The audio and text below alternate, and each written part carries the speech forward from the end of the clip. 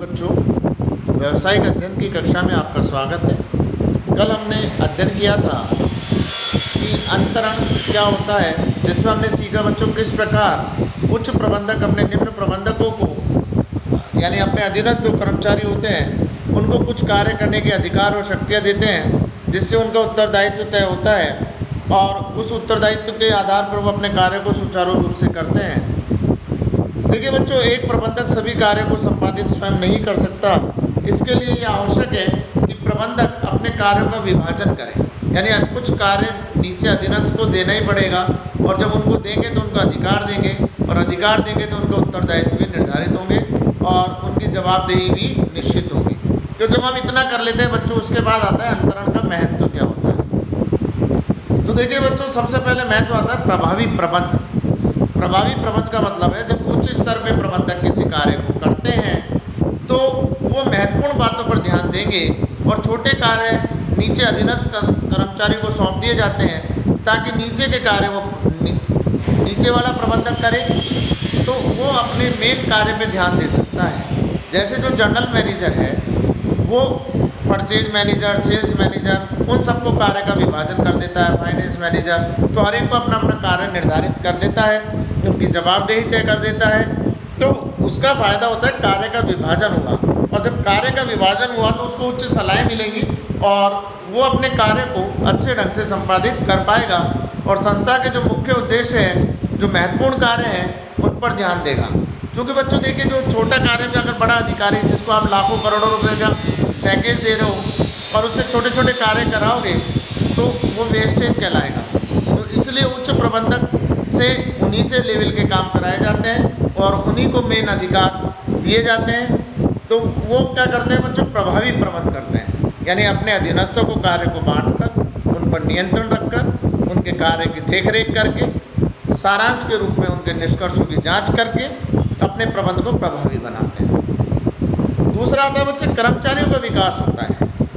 जब कर्मचारियों को उनका कार्य सौंपा जाता है तो आप देखिए उसमें उत्तरदायित्व की भावना आती है।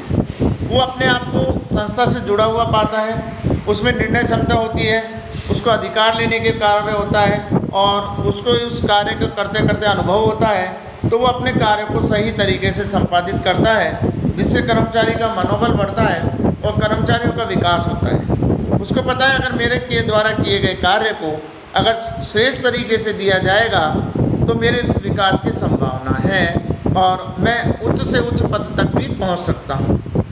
तीसरा आता है बच्चों कर्मचारियों में प्रेरणा, यानी ये एक प्रेरणा का कार्य करता है। बेटा, जब हम किसी को कोई कार्य देते हैं और कार्य के साथ अधिकार देते हैं और अधीनस्थों को पूर्ण रूप से कार्य का विभाजन करने के बाद उन्हें स्वतंत्र रूप से कार्य करने की क्षमता दे दी जाती है तो उनके निर्णय बहुत अच्छे होते हैं, आत्मविश्वास बढ़ता है और जब किसी व्यक्ति का आत्मविश्वास बढ़ता है तो वो पूर्ण क्षमता से कार्य करता है और अपने किए हुए कार्य में समय समय पर सुधार लाते हुए और श्रेष्ठ से श्रेष्ठ परिणाम देने की कोशिश करता है, ताकि उसे ये लगे कि मेरा कार्य जो कर रहा हूँ और मेरे जो कार्य करके दूंगा वो संस्था के हित में है और इसी से मेरा हित जुड़ा हुआ है। तो कर्मचारी की वचनबद्धता कर्मचारी के लिए प्रेरणा का कार्य करती है कि उसको अधिकार दिया है, उसको जिम्मेवारी दी है।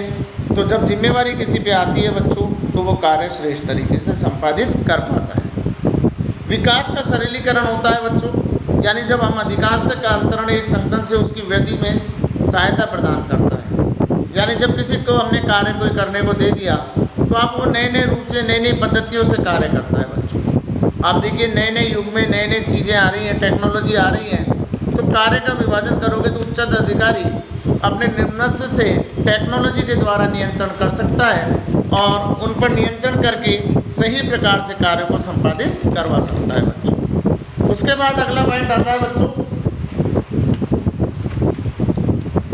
सामंजस्य, यानी संस्था क्या करती है बच्चों, उसमें सामंजस्य स्थापित करवाएगी। सामंजस्य का मतलब है कि जब हमारे पास कई विभाग होते हैं तो जब आप कार्य का बंटवारा करते हैं तो एक संस्था दूसरे कार्य से जुड़ी हुई है। जैसे उत्पादन विभाग क्रय विभाग से जुड़ा हुआ है, क्रय विभाग वित्त विभाग से जुड़ा हुआ है, वित्त विभाग विक्रय विभाग से जुड़ा हुआ है, तो एक दूसरे से जुड़ा हुआ है। तो इसमें अपन कार्य को सही ढंग से संपादित करवा पाते हैं। क्योंकि हर एक की अपनी अपनी जिम्मेवारी होती है, उत्तरदायित्व होती है, जवाबदेही होती है। तो विभिन्न स्तरों से संबंधित कार्य का जब बंटवारा किया होता है तो उनके कार्यों की स्पष्ट व्याख्या होती है। तो कार्य सही तरीके से चलता है बच्चों, उनको पता है कि क्या कार्य मुझे सौंपा गया है, किस कार्य को मेरे को करने का अधिकार है और कितना कार्य मेरे को किस निर्धारित समय में करना है। तो आपस में एक दूसरे से कोऑर्डिनेशन होता है, तो इसका नतीजा निकलता है कि अच्छा सामंजस्य एक अच्छी संस्था को जन्म दे देता है।